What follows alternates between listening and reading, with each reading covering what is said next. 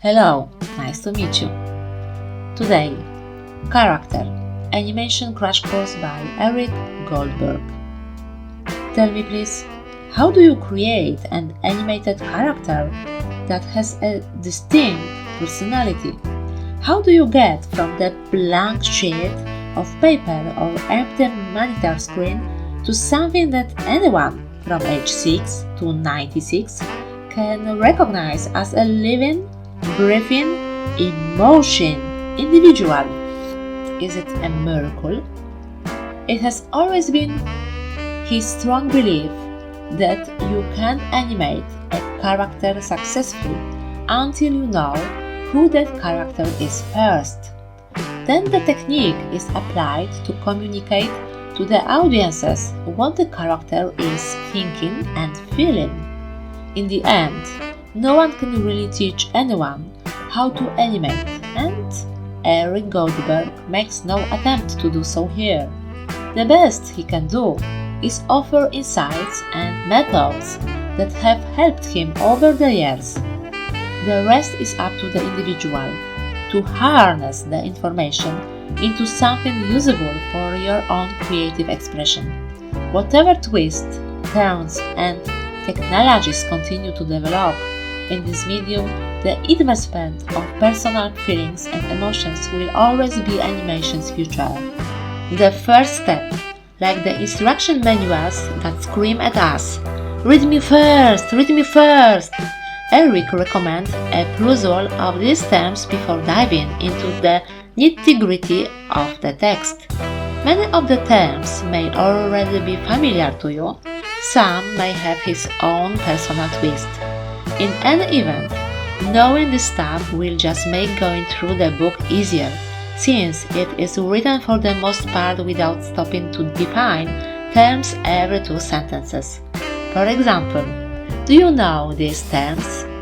Anticipation, the smaller preparatory action that precedes a major action, used to show that a character must physically prepare to perform an action or gesture. Or boil, the slang term used for the evident flickering of drawings when a scene is run at speed, which results when lines and forms have not been drawn carefully enough to follow through from one drawing to the next. Cushion out and cushion in, also known as slow out and slow in. Or do you know what is mean foot in this animation world? Or frame, and so on? You will find many more interesting terms in this book. Attitude poses are those succinct drawings in your scene that convey what your character is feeling while he's moving. If you can develop the ability to encapsulate an expression or attitude in a single drawing, that you've already gone some distance towards successfully communicating to your audience. By using strong attitudes, you can animate into, out of, or around them, those making your animation more dynamic and more readable. They also define who your characters are by the specific way they are posed for their particular personalities. Here's a sequence of 5 storytelling drawings, each of which represents a different attitude. Number 1, number 2, 3, 4, and 5. Here's what the character is thinking in each. "Hey, I'm a pretty slick item as I re-wrap to start running. Here I go, doobly-doo, a goofball without a care in the world. Whoops, almost mashed a daisy. I'll be real careful so as not to step on the delicate little thing. What the fuck?" What is good acting in animation? Simply, good acting is that which convinces an audience that the character exists. He or she should look as if he or she is in control not a pile of drawings pushed around by an unseen artist. If he or she is reacting to stimulus, physical or emotional, he or she should be animated in a way that tells an audience that it is he or she who is reacting. His, her particular personality and facial expressions and his or her ground rules of weight and mass, and not another character or hers. Get inside your characters. They won't be alive unless you invest them with a personal, intuitive set of feelings. If the character is doing something physical, feel out the action for yourself or act it out even. Don't just settle for Goldberg clichés found in cartoons.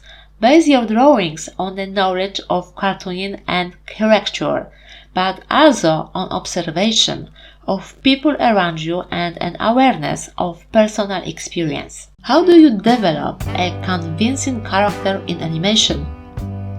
Believe he exists or believe she exists.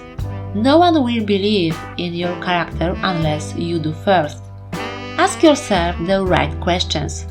Grill yourself over all the aspects of your character until you know the answers. What makes your character who he is or who she is?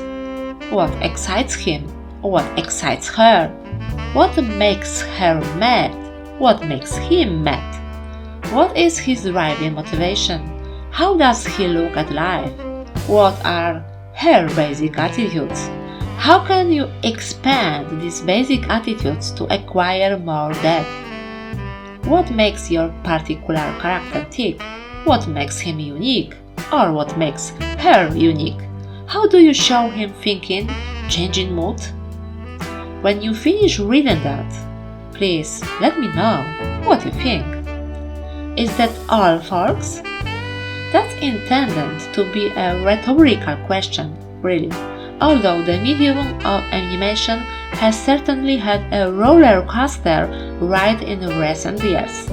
In 2008, Eric Goldberg has written to us, "Well, I'm still here, and so is Disney, and so are a plethora of studios and independent filmmakers who say it's not over yet.